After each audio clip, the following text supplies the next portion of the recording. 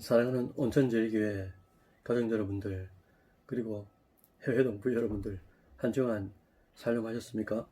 오늘은 두 번째 시간 되겠는데요. 재밌고 반드시 알아야 하는 교리 강좌 강의 되겠습니다. 한 주간 지나면서 점점 부담감이 중합되면서 또 한편으로는 준비하는 과정 속에 섬길 수 있다는 것이 참 행복했습니다. 오늘 강의 방법은 두 가지인데요. 하나는 이제 장로교에 대해서 배울 겁니다. 특히나 조직신학 서론 파트를 강의안을 통해 가지고, 이제 교재 말고 말이죠, 강의안을 통해 가지고 배우게 되고, 두 번째는 강의안으로 강의하면서 사이사이에 우리 그 본 교재 있지 않습니까? 이거 만화신학 이야기 함께 보면서 강의하도록 하겠습니다. 오늘 우리가 배울 내용은 이랬는데요. 조직신학은 7개 파트로 나눠져 있지 않습니까? 그 중에 첫 번째 파트가 서론 파트입니다. 이 서론 파트는 세 가지로 구성되어 있거든요. 종교란 무엇인가, 계시란 무엇인가, 그리고 또 성경은 무엇인가. 이게 이제 조직신학 7개 파트 중에 첫 번째 서론 파트에 들어가 있습니다. 그럼 이제 강의한 오늘 4페이지입니다. 강의한 4페이지를 보시면서 시작해 보도록 하죠. 첫 번째 4페이지 1번을 보시면 신학이란 무엇인가 라는 질문이 나와 있지 않습니까? 신학이라는 것은 이 그림처럼 그 초월적인 신 플러스 이성적인 학문, 이 결합이죠. 그래서 신학, 신은 초월적인 신을 말하는 것이고, 학은 이제 로직, 학을 말하는 거잖아요. 그래서 우리가 신학을 배우면서 두 가지를 꼭 기억해야 되는데, 첫 번째는 신학과 신앙의 관계를 이제 우리가 말할 수 있어야 되는 겁니다. 두 번째는 신학이란 무엇이기에 신학 자체가 이 권위를 가질 수 있는 힘이 있는가, 이단이다 아니다 라는 것을 유권의 적을 내릴 수 있는 그런 권리가 있는가 라는 것을 배우려고 합니다. 먼저는 신앙과 신학과의 관계인데요. 우리나라는 역사적으로 그리고 또 문화적으로 가만 생각해 보면은 이원론적 사고가 되게 많습니다. 비관한 예로 보수 아니면 뭡니까? 진보죠. 그리고 또 빛 아니면 어둠이고, 거룩한 성 아니면 속, 세속에 물든 거고, 그 다음에 영 아니면 육, 또 이 세상 아니면 저 세상, 또 특히나 교회 아니면 세상이라는 이 논리로 대립적으로 보는 경향이 너무나 많다는 거예요. 이 이원론의 최대 문제는 한 측면의 가치를 두게 되면은 저 반대편에 있는 가치는 우리가 너무 경시하고 무시하는 그런 경향성을 띈다는 겁니다. 그래서 결국은 신앙과 신학의 접촉점을 찾는 것이 중요하다라는 거죠. 예를 들면은 신앙은 없고 신학만 있으면 여러분 어떻게 되겠어요? 신앙은 없고 신학만 있으면 이게 바로 학연밖에 없다는 거죠. 종교학으로만 남을 수밖에 없게 되는 겁니다. 반대로 신학은 없고 신앙만 있게 되면은 어떻게 될까? 이때 발생하게 되는 게 바로 이단이라는 거죠. 왜냐하면 정확한 스탠다드 기준이 없기 때문에 자기 체험이나 자기 주장을 강조하게 되는 것 아니겠습니까? 그래서 신앙과 신학은 다른 게 맞지만, 그러나 성경을 기초로 한다는 이 공통 분모가 있고, 또한 서로서로 신학과 신앙 사이에 상호 보완적인 관계를 가진다라는 것. 그래서 신앙은 이런 거잖아요. 합리와 논리를 뛰어넘는 초자연적인 현상을 이야기하고 있습니다. 그런데 신학은 합리와 논리를 바탕으로 해서 이해를 돕는 이성적인 활동을 강조하기 때문에 미신이나 맹신으로 빠지는 그런 잘못된 신앙의 미흡함을 신학이라는 것이 보완할 수 있게 되는 거죠. 결국 신앙과 신학의 관계를 이렇게 정리할 수 있을 것 같아요. 신앙이 없는 신학은 무의미하다, 무미건조하다. 혹은 신학이 없는 신앙은 자기 주관에 빠지기 때문에 둘의 관계는 상호 보완적으로 이루어져야 된다라는 게 결론인 겁니다. 여러분 한번 설명되시겠습니까? 신앙과 신앙의 관계를 누가 물어보면 가르칠 수 있도록 여러분을 잘 정리해 주시길 바라요. 왜 그러냐니까 우리가 이 교리를 배우는 목적이 뭐라고 말씀드렸습니까? 잘 배워서 예수님을 증거하고 또 예수님을 변호할 뿐만 아니라 모르는 사람들에게 또 이제 지식을 전달할 뿐만 아니라 남에게 가르치기 위해서 배워서 남주자라는 캐치프레이즈를 걸었잖아요.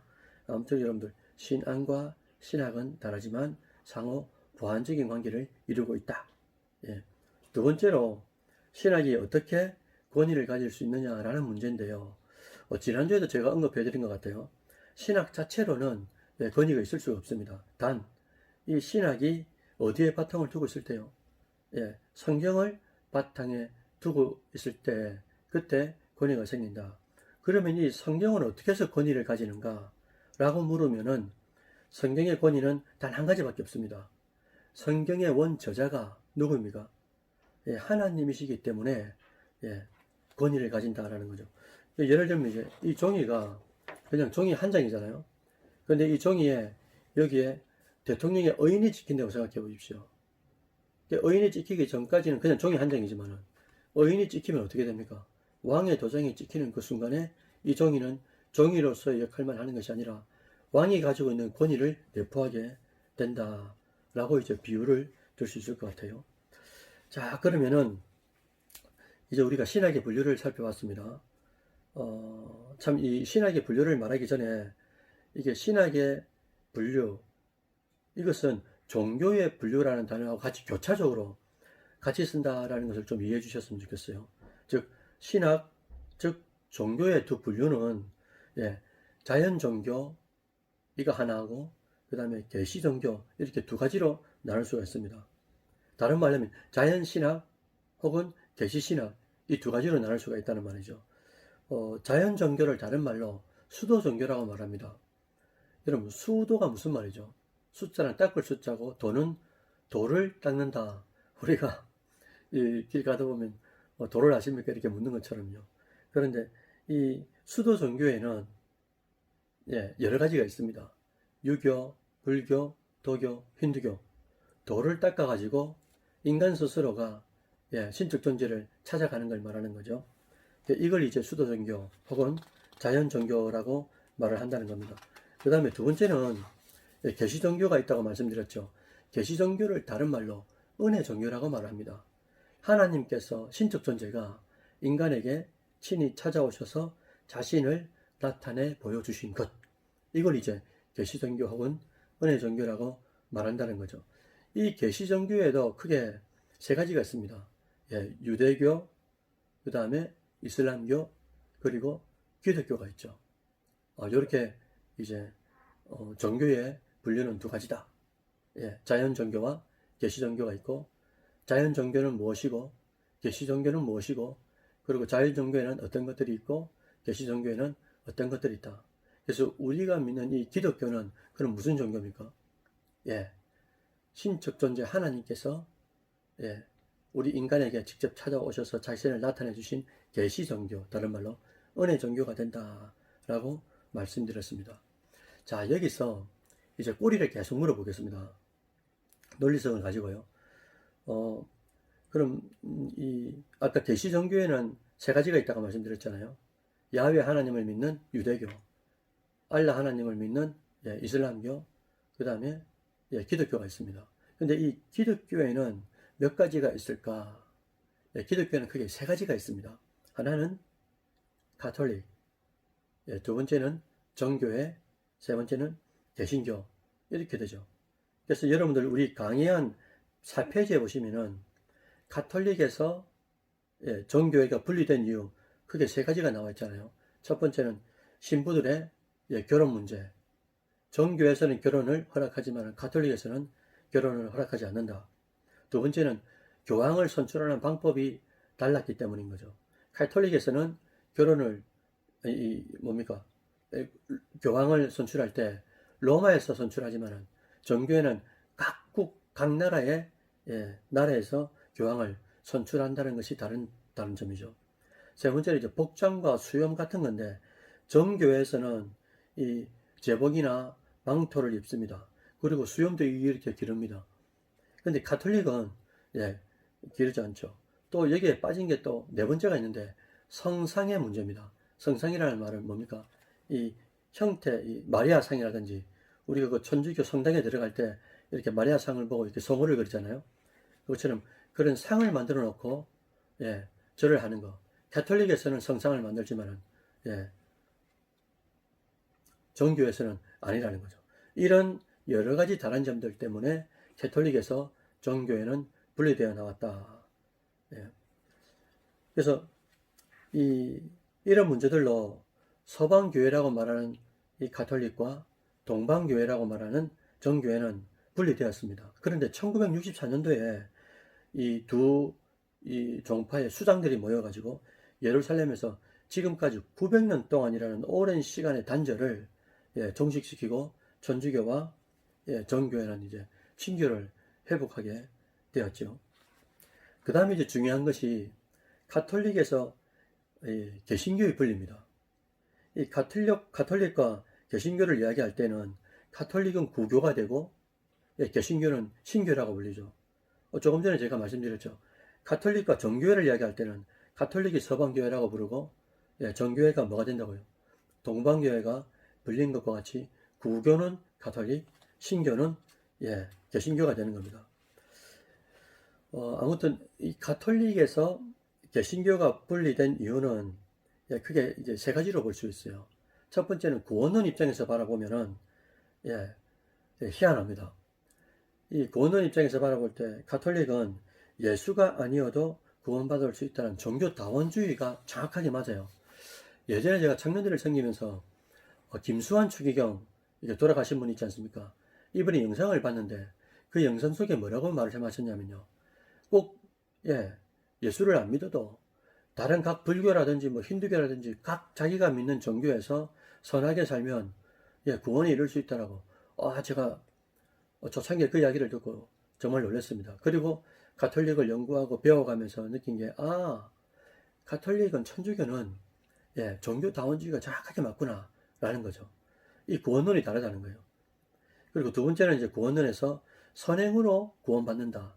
연옥이 나온 이유도 목적이 뭡니까? 이미 죽은 선조들이 이 땅에 살고 있는 후손들이 선행을 많이 쌓으면 연옥에 있다가 천국으로 들어간다고 소설 같은 이야기를 하고 있는 거죠. 구원론에서 세 번째는 우상 숭배를 허용한다는 거예요.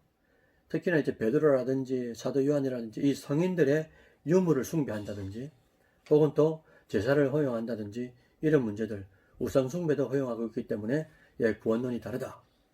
두 번째로 성경론 입장에서 바라보면요. 가톨릭에서는 성경 외에도 다른 것들을 정경으로 두고 있다는 거예요. 이 외경이라 그래가지고 14개의 외경을 두고 있는데 그것도 이제 정경으로 포함시켜가지고 성경으로 보고 있다는 겁니다. 또 두 번째는 성경에 없는 면죄부라든지 연옥서를 만들어가지고 소설 같은 이야기를 하고 있다는 거죠. 세 번째는 또 이제 인간론적 입장으로 살펴보면 가톨릭은 교황을 신격화합니다. 이 성경보다 위에 있는 게 교황이죠. 그 다음에 두 번째는 마리아를 죄가 없다라고 해서 마리아 모호설을 주장하고 있어요. 혹은 마리아도 예수님을 수태했기 때문에 죽지 않고 천국으로 올라갔다 해서 마리아 승천설도 이야기하고 있습니다. 그리고 또 우리가 이 성당의 특징이 뭡니까?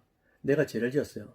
그럼 성당에 가가지고 뭐합니까? 신부님에게 이 파티션을 두고 뭐합니까? 구애 성사를 하죠. 사람의 죄를 사람이 용서한다? 있을 수가 없는 일이잖아요. 그래서 인간론 입장에서는 교황의 신격화, 마리아의 죄가 없다는 무호설 혹은 승천설, 세 번째는 신부에게 구애 성사하는 이런 유의 문제들이 가톨릭에는 있다. 그래서 이제 이런 문제들 16세기 때 그래서 이제 개혁파들이 루터나 칼빈 선생님처럼 이런 분들이 성경에도 없는 이야기를 자꾸 하니까 그리고 인본주의에 너무 빠져 있으니까 여기에서 이제 쉽게 말하면 이 영적인 구테타를 일으켜 가지고 개혁하게 된 것, 그걸 이제 우리가 개신교다라고 이제 부르고 있는 거죠. 그래서 개신교에는 크게 7개의 교파가 있다고 말씀드렸습니다. 뭐라고 말씀드렸죠? 감리교, 구세군, 루터교, 그 다음에 성결교, 순복음, 그 다음 침례교, 우리가 속해 있는 장로교, 이렇게 이제 7개 교파가 되어 있는데, 우리 강의 한 4페이지에 보시면은, 예, 구체적으로 좀 설명해 놨습니다. 이걸 여러분들 한번 읽어보시면 좋을 것 같고, 제가 잠깐 살펴드리면은, 특히나 감리교 같은 경우는 1720년에 존 웨슬레로부터 시작되죠. 그리고 또 이번에 구세군 보시면은 1858년에 윌리엄 부스가 빈민 구제를, 이 가난한 사람들을 구제할 목적으로 만든 군대 조직과 같은, 예, 그런 이제 개신교입니다. 그래서 구세군이라고 말을 할 때 이 군사, 군대 암이라고 표현하죠. 그 다음 루터교는 마틴 루터의 신학을 따르는 사람이 창립한 교파인데, 예, 예배 의식 자체가 이 개신교지만은 가톨릭적 요소를 많이 가지고 있다라는 겁니다. 그 다음에 선결교는 1901년에 극동지방 선교를 목적으로 시작한 교파인데, 신학적 바탕은 감리교고, 예, 그리고 또 중점적으로 논하고 있는 것은 사중복음, 그러니까 중생, 성결, 신유, 재림, 이런 것들을 강조한다는 거죠. 다섯 번째, 순복음 교파는 우리가 잘 알죠. 오순절 교회라고 그래가지고 하나님의 성이라고 부릅니다. 이건 역시 감리교 계열에서 나오는 거죠. 그 다음에 침례교는 1608년 영국의 존 스미스, 아까 이 감리교를 말할 때는 존 웨슬레라고 말씀하셨고, 그 다음에 침례교는 영국의 존 스미스가 이제 설립을 했는데, 이건 좀 독특하게도 회중정치입니다. 그래서 각각의 교회들의 독립은 인정하면서도 유아세를 반대한다든지 혹은 침례만을 인정한다, 이런 게 이제 또 침례교의 특징이 되죠. 마지막으로 장로교인데, 이 종교개혁자 존 칼빈의 영향으로, 예, 교인의 대표인 장로들이, 예, 목사님과 더불어서 당회를 구성하고, 예, 그 당회에서 교회의 주요 정책들을 결정하는 그런 정치 제도가 장로교가 되겠습니다. 그래서 이 장로교회는 또 이제 또 꼬리를 물습니다. 이 7개의 이제 개신교 교파가 있다고 그랬죠. 구세군, 감리교, 구세군, 그 다음에 루터교, 그 다음에 이 성결교, 순복음, 그리고 또 침례교, 장로교가 있어요. 근데 이 장로교, 여기에 꼬리를 물면은, 장로교회는 지금 현재 한 240개 정도의 이제 교파가 있습니다. 그 중에 통합, 우리가 속해 있는 합동, 그 다음에 이전에 이 합동 정통이라고 말했던 이제 백석, 그 다음에 고신, 대신, 합신, 이런 것들이 이제 있죠. 그런데 우리 합동교단하고 기독교 장로회, 즉 다른 말로 하면 이제 이 기장이라 불리죠. 이 기장이라 불리는 이 분리된 이유가 있습니다. 그 이유가 뭐냐니까 자유주의 신학 때문인 거죠. 여기서 우리가 체크해야 될 것이, 그러면 자유주의 신학이란 무엇인가? 우리가 많이 듣고 있는데요. 자유주의 신학이라는 것은 이겁니다. 첫 번째는 성경과 교리를, 예, 무시하죠. 그리고 두 번째는 예수님의 동정녀 탄생을 부인하고, 예, 예수 그리스도의 대속적인 죽음을 부인하고, 또, 예, 부활도 부인하죠. 특히나 뭘 강조하냐니까 지상낙원과 사회 정의에 역점을 두면서, 예, 그런 이제 교파가 되겠습니다. 그런데 사실 엄격히 기독교가 아니고 이걸 뭐라 그러냐면 종교다원주의다라고 말을 하죠.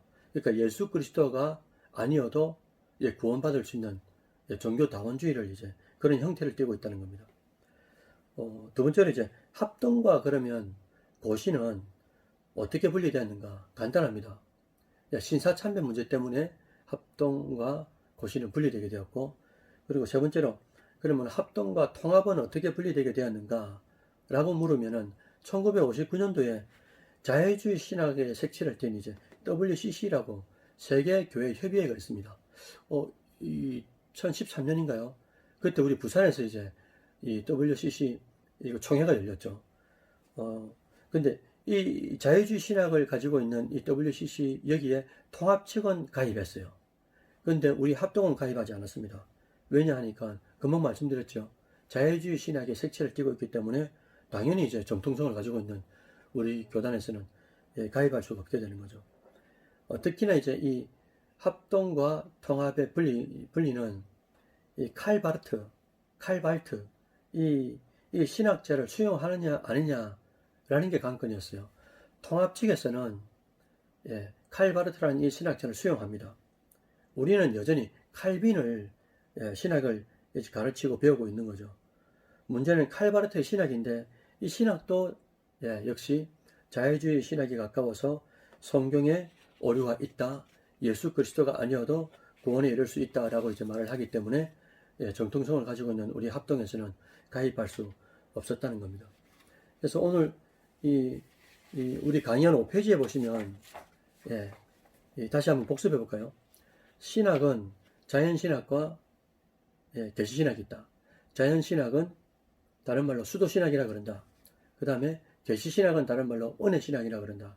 그 자연신학이라는 것은, 수도신학이라는 것은 인간이 도를 열심히 닦아가지고 신적 존재를 찾아가는 걸 말하고, 그런 종교에는 우리가 잘 알고 있는 유교, 불교, 도교, 힌두교가 있다.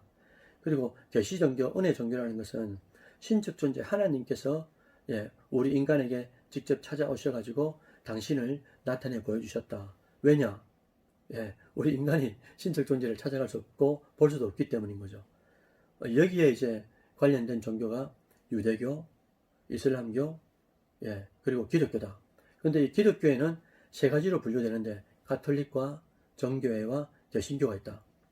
그리고 가톨릭과 정교회의 분리는 우리가 배웠고, 결혼 문제라든지 교양 선출 문제라든지 복장과 외식, 성상 문제 등이 있고, 그 다음에 가톨릭과 개신교의 분리는 이 구교와 신교의 분리라고 불리는데, 면죄부라든지 연옥설이라든지 고해성사라든지 성경이 없는 부분들이 너무나 많고, 거기다가 인본주의적 색채를 띠기 때문에 종교개혁이 일어났다는 것, 이런 것들을 좀 기억해 주셨으면 좋겠어요.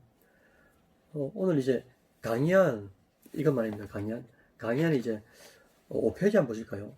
제일 위에 신학의 분류라고 되어 있죠. 자연신학과 계시신학 우리가 이제 배웠습니다.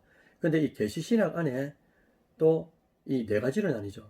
뭐가 있습니까? 성서신학, 역사신학, 실천신학, 조직신학, 이렇게 네 가지 과목으로 나뉩니다. 우리가 그 신학 대학원에 다닐 때는 이 네 가지를 다 배우죠. 거기다가 또 조직신학도 배웁니다. 근데 이 조직신학은 특히나 7가지 파트로 되어 있다고 말씀드렸어요. 서론, 신론, 인간론, 기독론, 그리고 구원론, 그리고 교회론, 종말론, 이렇게 7가지 파트로 되어 있는데, 첫 번째 서론에 뭐가 있다고 말씀드렸습니까? 종교란 무엇이냐, 계시란 무엇이냐, 그리고 성경은 어떤 것이냐 라는 게 서론 파트에 들어가 있는지, 오늘은 이 서론 파트를 말씀드리기 위해서 지금까지 이제 쭉 끌고 온 거죠. 강의한 5페이지 중간쯤에 보십시오. 빨간색으로 이제 1번 돼 있죠. 서론 해가지고 핵심은 종교, 계시, 성경이다. 그렇게 이제 하고 있습니다. 괄호 1번에 보시면 종교라고 되어 있잖아요. religion이라고 되어 있어가지고 그 뜻은, 원어는 연결하다라는 그 단어에서 이제 이렇게 파생이 됐다는 겁니다. 특히 이제 한자로 보면 재밌는데요. 이 종교라고 말을 할 때 이 종자가 으뜸 종자를 말합니다. 그리고 교자는 당연히 가르칠 교자죠. 그래서 으뜸을 가르친다, 최고를 가르친다라는 게 종교라는 뜻이죠. 종교에는 두 가지가 있다고 말씀드렸어요. 수도 종교와 계시 종교. 몇 번 말씀드렸습니다. 그 다음에 이제 두 번째는 계시인데, 여러분 계시가 무슨 뜻입니까? 계시는 열개자에다가 볼시자입니다. 열어서 보여준다는 거죠. 그럼 왜 하나님이 열어서 보여주셔야만 할까? 하나님께서 열어서 보여주시지 않으면 우리 무지한 인간들은 볼 수가 없기 때문인 거죠. 그래서 하나님께서 믿음이라는 것을 선물로 주셔가지고 볼 수 없는 미래의 것들을 보게 하시고, 또 영의 세계, 믿음의 세계를 볼 수 있기 때문에 하나님께서 친히 열어서 보여주시는 것, 그것을 이제 계시라고 말씀드렸습니다. 이 계시에도 두 가지가 있죠. 일반 계시와 특별 계시가 있다. 일반 계시에는 자연이라든지 역사라든지 인간의 양심이라든지 이 세 가지로 하나님을 알 수 있다 라고 말씀하시고, 특별 계시는 두 가지밖에 없습니다. 성경과 예수 그리스도가 특별 계시가 되는 거죠. 금방도 말씀드렸잖아요. 계시에는 두 가지가 있는데 일반 계시와 특별 계시다. 특히나 이 특별 계시에는 예수님이 특별 계시고, 또 두 번째가 뭐였습니까? 성경이죠. 그러니까 이 성경의 꼬리를 물고 세 번째가 나오는 겁니다. 소론 파트에서 종교가 뭐냐, 계시가 뭐냐, 그리고 또 성경이 나오는데 꼬리에 꼬리를 무는 거죠. 그래서 오늘 이 5페이지에 보시면은 성경에 대해서 5가지 관료가 나와 있죠. 1번은 뭡니까? 성경의 기록은 누가 했는가? 베드로전서 1장 21절에 보면은 성령의 감동을 입은 사람들이 하나님께 받아 말한 것이다 라고 기록하고 있죠. 두 번째는 성경의 구조입니다. 우리가 잘 알고 있듯이 신약은 27권, 구약은 39권, 총 66권으로 구성되어 있다. 3번에 성경의 기록 기간은 얼마이냐? 구약은 1500년 걸렸고 신약은 100년 이렇게 합치면 1600년이 되는데 이 1600년 동안에 그 긴 기간 동안에 그리고 또 이 성경 기록자가 34명, 35명이라고 4번에 나오지 않습니까? 그러니까 한두 명도 아니고 10명, 20명도 아니고 3, 40명이 되는데 참 신기한 것은 이 성경이라는 것이 수천 년이 지나가면서 1600년 동안에 그 이후로도 일관성을 계속 가지고 있다는 것이에요. 예수 그리스도라는 통일성을 계속 가지고 있더라는 겁니다. 그래서 예수 그리스도로 딱 집중되어 맞춰져 있는 책, 그것도 세기를 따라서 시대를 따라서 3, 40명의 이 저자가 달라지는데도 예수 그리스도에 대한 통일성은 그대로 유지한다. 이게 바로 기적이라고 말할 수 있고 이 기적을 위해서 하나님께서 개입하셨고 간섭해 주시고 섭리를 이루셨다 라고 이제 말할 수 있다는 거죠. 그럼 마지막으로 성경에 대해서는 성경의 기록 목적은 무엇인가 라고 물으면 당연히 유일한 중보자 예수님을 믿음으로 구원에 이르게 된다는 것이 성경의 전체 주제가 되는 것 아니겠습니까? 나머지는 여러분들 우리 이 책 있죠? 본 교재를 통해 가지고 만화책으로 하나하나 보시면 금방 제가 설명드린 이 중점적인 내용들이 다 내포되어 있으니까 한번 보시면 되겠습니다. 그리고 여러분들 이제 혹시나 초신자들이나 이 아이들이 묻죠. 이 구약에서는 어떻게 구원을 받았느냐 라고 물으면은 여러분 우리가 뭐라고 대답하면 될 것 같습니까? 구약에도 믿음으로 구원받는다 라고 말하면 되죠. 그런데 이 구약이 말하는 믿음은 누구를 믿어야 구원을 받는단 말입니까? 잘 알고 있는 것처럼 구약도 당연히 예수님을 믿어야 구원을 받는다 라고 말할 수 있죠. 이것을 어떻게 설명할 수 있을까? 구약의 제사를 보면 알 수 있다는 거예요. 구약에서는 죄용서를 받기 위해서 죄인이 반드시 각각의 형편을 따라 짐승을 데리고 이 성막으로 들어갑니다. 그리고 성막 안에 계신 이 제사장을 만나게 되죠. 제사장과 이 몇 가지 대화를 합니다. 핵심 대화 이 5가지를 고백하게 되죠. 첫 번째는 제사장님 나는 죄인입니다. 두 번째는 그런데 이 짐승은 죄가 없습니다. 세 번째는 내가 이 시간 이 짐승에게 믿음으로 안수하는 순간에 이 짐승은 이제 짐승이 아니고 하나님께서 받으시는 제물이 됩니다. 그죠? 라는 것이죠. 그래서 이 제물은 네 번째로 말씀드리면 내가 믿음으로 기도하면 내 죄가 짐승에게 죄의 전가가 이루어지고 그러면서 나는 죄가 없어지고 이 제물은 나를 대신해서 죽을 수 있는 제물이 됩니다. 라는 거예요. 마지막 이 5번째가 중요한데 이 5번째는 이 모든 것들은 불완전합니다. 죄인인 나도 불완전하고 이 어떻게 짐승이 제물이 되어가지고 인간의 죄를 없앨 수 있단 말입니까? 이 제물도 불완전하고 그리고 내 앞에 계신 제사장도 불완전한데 그런데 앞으로 오실 메시아 예수님께서 오시면 완전한 제물이 되어주시고 완전한 제사장이 되어주시고 또한 완전한 제사를 드림으로써 저는 구원에 이르게 됩니다. 라는 거예요. 그래서 여기서 첫 번째 나는 죄인입니다. 이 짐승은 죄가 없습니다. 그러나 안수하는 순간에 이 짐승은 제물이 됩니다. 제물이 되면서 나의 죄는 이 제물에게 죄의 전가가 이루어지고 그러면서 나는 죄가 없어지고 짐승은 제물이 되어 대신 죽습니다. 마지막 5번째가 그러나 이 다 불완전한 것들을 앞으로 오실 메시아 예수님께서 오셔서 완전한 제사를 드릴 겁니다. 라는 것 이것을 믿음으로 예수 그리스도를 믿음으로 구원에 이르게 된다. 라는 거죠. 그래서 구약의 고백에서 가장 제일 중요한 것이 바로 믿음이다. 이때 믿음이라는 것은 오실 메시아, 구약의 시점에서 말할 때는요, 오실 메시아를 믿는 것. 그래서 그 메시아를 통해 가지고 우리는 구원에 이르게 된다. 그래서 그 메시아 예수님만이 하나님과 죄인 사이에 중보자의 역할을 감당하신다. 라게 되는 겁니다. 사랑하는 여러분들, 오늘 뭘 배웠습니까? 한번 전체적으로 다시 한번 더 복습해 볼까요? 종교는 두 가지다. 자연 종교와 계시 종교. 자연 종교는 인간의 신적 존재를 찾아가는 거고 도를 닦았어요. 유교, 불교, 도교, 힌두교가 있고, 계시 종교는 하나님께서 무능한 인간에게 직접 찾아오셔가지고 자신을 열어서 보여주셨다. 이런 종교가 유대교, 이슬람교, 기독교다. 근데 이 기독교에는 세 가지로 나뉜다. 가톨릭과 정교회와 그리고 또 개신교다. 근데 이 개신교에는 7교의 교파가 있다. 감리교, 구세군, 루터교, 또 성결교, 순복음, 침례교, 장로교가 있다. 근데 이 장로교 안에는 합동해서 이 기장으로 분리되는 것, 그 다음에 고신이 분리되는 것, 통합이 왜 분리되는지 우리가 배웠습니다. 그리고 이 신학의 분류에는 네 가지가 있다고 말씀드렸죠.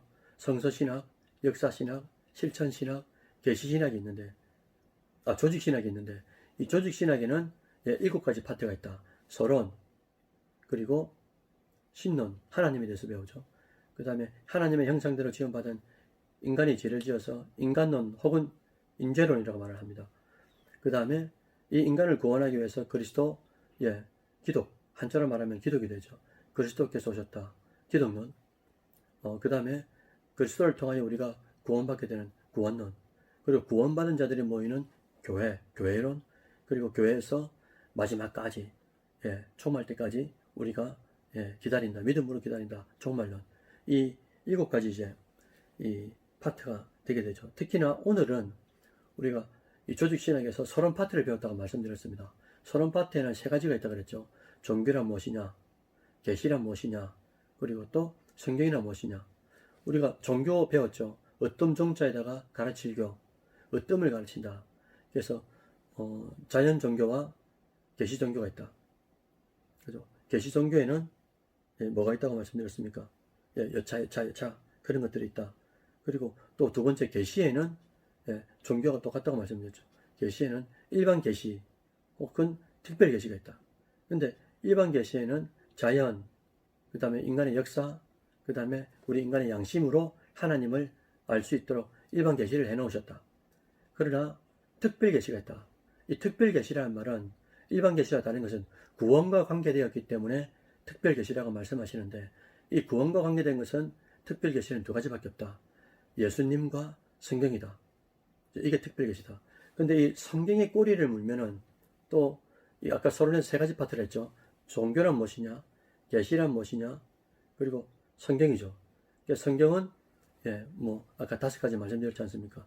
성경은 저자가 누구며 몇 명이 썼고 몇 년 동안 걸렸고 구조는 어떻게 되어 구성은 어떻게 되어 있고 이런 유의 것들을 말씀드렸습니다. 그리고 마지막에 제가 말씀드린 게 성경의 기록 목적이 무엇이냐? 오직 예수다. 예수 그리스도를 통하여 우리가 구원에 이르게 된다. 왜냐? 신이면서 인간인 존재는 중보자 되시는 예수님밖에 없기 때문이다. 라고 말씀드렸고, 끝으로 구약에서 구원을 받는 방법이 무엇이냐? 구약에서도 오실 메시아를 바라보는 그 믿음. 마치 성막 안에서 제사를 드리면서도 무엇을 믿는다고요? 불완전한 이 제사를 믿는 게 아니고 오실 메시아를 믿음으로 바라보면서 제사를 드리는 그 자가 바로 구원에 이르게 된다라는 것들까지 제가 말씀을 드렸습니다. 오늘 2번째 시간인데요, 여러분들. 다음 주에는 우리가 많이 익숙하게 알고 있는 하나님에 대해서, 인간에 대해서 이렇게 좀 점진적으로 배우게 되겠습니다. 오늘 제가 드릴 숙제가 있는데요. 첫 번째는 38페이지부터 우리 교재 있지 않습니까? 신앙 만화 이야기. 이 책 38페이지부터 79페이지까지 예습을 한 주간 동안 해주셔야 돼요. 몇 번 읽으셔도 됩니다. 또 숙제 두 번째는 이 목차가 있죠. 요 앞에 보면 목차부터 오늘 배운 우리가 35페이지까지인데요. 복습을 해달라는 거예요. 계속적으로 시간이 나실 때마다 읽어주달라는 거고, 그리고 또 세 번째는 오늘 들은 강의를 한 번 더 들어주시면서 누가 물어보면 구약에서 구원받는 방법, 종교가 무엇인지, 계시가 무엇인지, 성경이 뭔지, 그리고 또 뭐 오늘 배운 것들을 이렇게 대답할 수 있도록 어떻게 해서 이 교파가 생기고 어떻게 분리하게 되었는지 이런 이유들을 대답할 수 있었으면 좋겠고요. 왜냐하면 우리 강의의 목적이 뭐라고 말씀드렸습니까? 잘 배워서 남주자라는 게 강의 목적이니까요. 네 번째 마지막 숙제는 학생의 특권인데 외람되지만 여러분들 지금 배우고 있으니까 저도 배우지만 여러분들 배우고 있는 자는 학생이라 그러잖아요. 학생의 특권은 한 가지입니다. 뭐냐? 질문하는 특권이 있어요. 그래서 여러분들 강의와 관련되어 있는 부분들을 궁금한 게 있으시면 저한테 카톡이나 문자로 꼭 물어주셔야 됩니다. 만약에 질문하지 않으면 그건 학생이 아닌 거예요. 학생의 특권은 질문하는 거기 때문인 거죠. 그래서 여러분들 질문하는 것 그게 오히려 이 교육자 저를 더 성숙하게 만드는 도움이 된다는 거 꼭 기억해 주시기 바랍니다. 질문해 주셔야 현장에서 살아가는 성도들이 궁금한 것이 무엇이고 그 궁금한 것들을 제가 또 묵상하면서 기도하면서 성경을 찾으면서 또 믿음의 선진들의 물어가면서 저도 공부하고 또 함께 이제 나누게 되는 거 여러 가지 이제 또 이익이 있으니까 꼭 여러분들 궁금한 게 있으시면 카톡이나 문자나 저한테 물어주시면 또 모르면 모른다고 할게요. 잘 연구해가지고 하여튼 같이 나누도록 하겠습니다. 여러분들 두 번째 강의가 끝났는데요. 오늘은 좀 이론적인 부분들이 많죠. 그래서 이제 다음 주부터는 실제적으로 이제 하나님은 누구신가? 라는 것들을 이제 배우게 되겠습니다. 아무쪼록 한 주간 동안 더 건강하시고 다음 주에도 기쁜 마음으로 만날 수 있었으면 좋겠어요. 여러분들 감사합니다.